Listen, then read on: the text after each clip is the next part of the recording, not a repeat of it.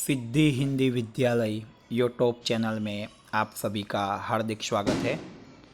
विद्यार्थी मित्रों, आज हम कक्षा 10 विज्ञान और टेक्नोलॉजी विषय में चैप्टर 14 ऊर्जा के स्रोत के बारे में आगे अभ्यास करेंगे। बच्चों, पिछले वीडियो में आपने न्यूक्लियर ऊर्जा के बारे में अभ्यास किया था। आज के इस वीडियो में हम छोटे छोटे 2-3 टॉपिक है उसके बारे में अभ्यास करेंगे। सर्वप्रथम प्रश्न है कि महासागर में से जो भी प्राप्त होने वाली ऊर्जा है उसकी मर्यादा क्या होगी। महासागर में से जो भी प्राप्त होने वाली ऊर्जा है उसकी मर्यादा कौन सी होगी। तो सबसे पहले जो महासागर में से हमने ऊर्जा देखी थी, जैसे कि ज्वारीय ऊर्जा, समुद्र तटीय ऊर्जा, तरंग ऊर्जा, ये सब महासागरों में से प्राप्त ऊर्जा थी। तो उसके अंतर्गत कौन सी मर्यादाएं होती है। तो सर्वप्रथम जो ज्वारीय ऊर्जा थी उसके लिए बांध बना सके वैसे स्थल बहुत ही मर्यादित है।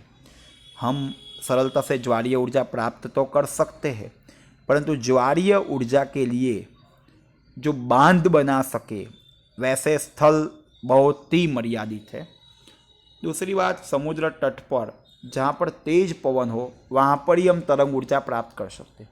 जब समुद्र तट पर भी हमें तेज पवन होना चाहिए तो ही हम वहाँ पर तरंग ऊर्जा प्राप्त कर सकते हैं। समुद्र तट पर भी तेज पवन होता हो तो ही हम तरंग ऊर्जा प्राप्त कर सकते हैं। और तीसरी बात, कार्यक्षम और व्यावसायिक रूप से समुद्र तापीय ऊर्जा का उपयोग या शोषण कठिन है। व्यावसायिक रूप से और कार्यक्षम रूप से समुद्र तापीय ऊर्जा का जो उपयोग या शोषण थोड़ा कठिन है। मतलब पहला, ज्वारीय ऊर्जा के लिए भी समस्या है कि स्थल बहुत मर्यादित है। समुद्र तट के लिए पवन बहुत तेज हो तो ही तरंग ऊर्जा प्राप्त कर सकते हैं, और समुद्र तापीय ऊर्जा का जो उपयोग है या तो शोषण है वो बहुत कठिन है। मतलब ये जो थी वो महासागर में से प्राप्त होने वाले ऊर्जा की मर्यादाएं थी। पर ऊर्जा तो मिलेगी महासागरों में से, परंतु इसकी कुछ मर्यादाएं जो हमने पढ़ी। तत्पश्चात बच्चों, नेक्स्ट प्रश्न है कि प्रदूषण रहित ऊर्जा स्रोत कौन से हैं। 2 उदाहरण हमें लिखने, उनके लाभ क्या है देखने हैं।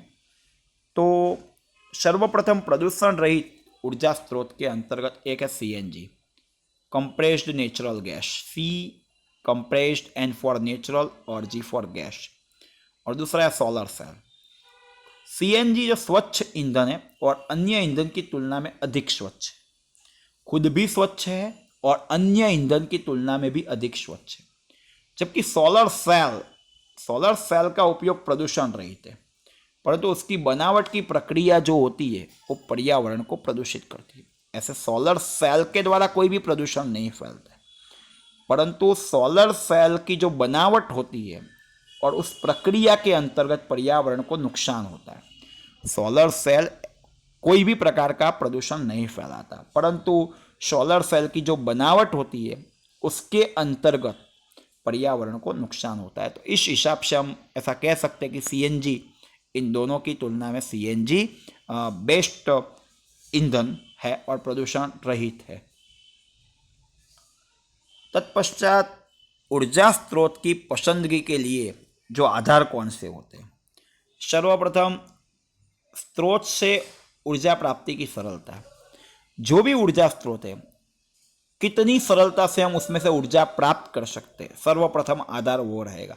कौन सा ऊर्जा स्रोत हम पसंद करते हैं उसका पहला आधार कि वो स्रोत में से हम ऊर्जा प्राप्त तो कर सकते हैं, पर कितनी सरलता से हम उस ऊर्जा को प्राप्त कर सकते हैं। उस स्रोत में से हम ऊर्जा प्राप्त तो करेंगे, पर कितनी सरलता से हम ऊर्जा को प्राप्त करते हैं, नंबर 1। फिर दूसरा नंबर है ऊर्जा स्रोत में से जो भी ऊर्जा प्राप्त करने के लिए आर्थिक लाभ। ऊर्जा स्रोत में से ऊर्जा प्राप्त करने के लिए आर्थिक लाभ। ऊर्जा स्रोत में से, शहर नाम का शब्द गलती से छपा हुआ है। ऊर्जा स्रोत में से ऊर्जा प्राप्त करने में आर्थिक लाभ, कि भाई हमने ऊर्जा स्रोत में से ऊर्जा तो प्राप्त कर ली, पर उसमें से हमारा आर्थिक लाभ कितना है, ज़्यादा होगा तो ही हम वो ऊर्जा स्रोत की पसंदगी करेंगे। तीसरा है ऊर्जा प्राप्त करने के लिए उपलब्ध साधनों की कार्यक्षमता, कि जो भी ऊर्जा स्रोत में से हम ऊर्जा प्राप्त करेंगे तो उस ऊर्जा को प्राप्त करने के लिए जो भी साधन चाहिए वो साधन कितने कार्यक्षम है वो भी देखना पड़ेगा। वो साधन कितने कार्यक्षम है वो भी देखना पड़ेगा। और चौथा है ऊर्जा स्रोत के उपयोग दौरान पर्यावरण को होने वाली हानि। ऊर्जा स्रोत के उपयोग दौरान पर्यावरण को होने वाली हानि। पहला है ऊर्जा स्रोत से ऊर्जा प्राप्ति की सरलता। ऊर्जा स्रोत में से ऊर्जा प्राप्त करने में आर्थिक लाभ। ज़्यादा आर्थिक लाभ होगा तो कोई प्रदूषण पसंद करेंगे। ऊर्जा प्राप्त करने के लिए उपलब्ध साधनों की कार्यक्षमता और प्रदूषण फैलेगा या नहीं फैलेगा। मतलब सरलता, आर्थिक लाभ, कार्यक्षमता और पर्यावरण। पहला ऊर्जा स्रोत की प्राप्ति की सरलता, फिर ऊर्जा स्रोत में से मिलने वाला आर्थिक लाभ, फिर ऊर्जा स्रोत प्राप्त करने के लिए जो भी साधन चाहिए उसकी कार्यक्षमता और ऊर्जा स्रोत के उपयोग दौरान पर्यावरण को होने वाली हानि। ये 4 कारकों के ऊपर हम आधार रखकर ऊर्जा का स्रोत पसंद कर सकते हैं। फिर बच्चों जीवाश्म ईंधन वर्सेस जैव ऊर्जा, ये दोनों में से कौन सा ईंधन अच्छा ईंधन है? जीवाश्म ईंधन वर्सेस जैव ईंधन, दोनों में से कौन सा ईंधन अच्छा ईंधन है? बेटा जीवाश्म ईंधन खत्म हो जाए वैसा ईंधन है, इसीलिए उसे हम पुनः अप्राप्य ऊर्जा स्रोत कहते हैं। जीवाश्म ईंधन खत्म हो जाए वैसा पुनः अप्राप्य ऊर्जा स्रोत, मतलब वो खत्म तो होने वाला ही है। जीवाश्म ईंधन लकड़ी है, पेट्रोलियम है, कोयला है, बराबर, ठीक, कुछ एक मात्रा में लकड़ी, बाकी पेट्रोलियम और कोयला वो जीवाश्म ईंधन है और ख़त्म भी हो सकते हैं, इसीलिए उसको पुनः अप्राप्य ऊर्जा स्रोत है। यह स्रोत आने वाले दिनों में समाप्त हो जाएंगे, पक्का पता है। यह ऊर्जा स्रोत के उपयोग से वायु प्रदूषण की भी मात्रा बढ़ती है, इसलिए इसके ऊपर हमें लंबे समय तक निर्भर रह नहीं सकते। इसके ऊपर हम लंबे समय तक निर्भर नहीं रह सकते। 2 प्रॉब्लम्स है बच्चों, एक तो ख़त्म हो जाने वाले और दूसरा है निरंतर वायु प्रदूषण की समस्या बढ़ती है। तो सीधी सी बात है, ऐसे जीवाश्म ईंधन पर हम लंबे समय तक निर्भर नहीं रह सकते। क्या लिखा है बच्चों? जीवाश्म ईंधन खत्म हो जाए वैसा पुनः अप्राप्य ऊर्जा स्रोत है। यह स्रोत आने वाले दिनों में समाप्त हो जाएंगे और यह ऊर्जा स्रोत के उपयोग से वायु प्रदूषण की समस्या की मात्रा बढ़ती है, इसीलिए इसके ऊपर लंबे समय तक हम निर्भर नहीं रह सकते। हम जैव ईंधन के रूप में पेड़ों का संवर्धन करेंगे, फिर ईंधन की लकड़ी का योग्य मात्रा में प्रबंध भी कर सकते हैं। पहले पेड़ों का संवर्धन करेंगे, जिसके कारण ईंधन के रूप में जो भी लकड़ी मिलेगी उसका हम प्रबंध भी कर सकते हैं। बायोगैस का जैव ईंधन के रूप में भी हम उपयोग करने से निश्चित दर पर निरंतर ऊर्जा हमें मिलती रहती है। किसका? बायोगैस का भी हम जैव ईंधन के रूप में उपयोग करेंगे तो निश्चित दर से हमें निरंतर ऊर्जा प्राप्त होती रहेगी। यह ऊर्जा स्रोत पुनः उत्पादन संभव है, इसीलिए इसे पुनः प्राप्य ऊर्जा स्रोत कहते हैं। यह वस्तु, यह ऊर्जा स्रोत हमें दोबारा मिल सकते हैं, जबकि यह ऊर्जा स्रोत हमें दोबारा मिल सकते नहीं है, इसीलिए पुनः अप्राप्य ऊर्जा स्रोत है और ये पुनः प्राप्य ऊर्जा स्रोत है।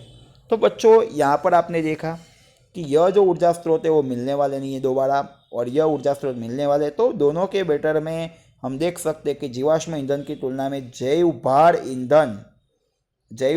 ईंधन अधिक लाभदायी है। थोड़ी प्रिंट मिस्टेक हुई है, जैव भार ईंधन आएगा, ये आपको PDF फाइल में थोड़ा एडिटिंग किया हुआ मिलेगा। जैव भार ईंधन अधिक लाभदायी है जीवाश्म ईंधन, क्योंकि वो पुनः अप्राप्य है, जैव भार ईंधन पुनः प्राप्य है। धन्यवाद।